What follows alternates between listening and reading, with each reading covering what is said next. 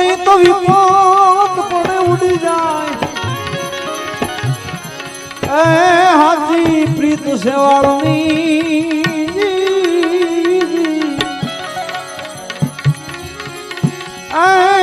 તો જલ્દી ભીતર સુકાય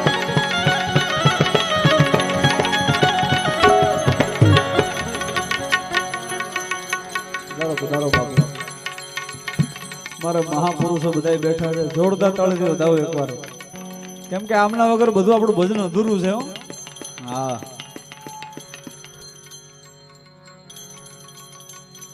નેર હોય નેર એમાંથી પાણી વયું જાય ને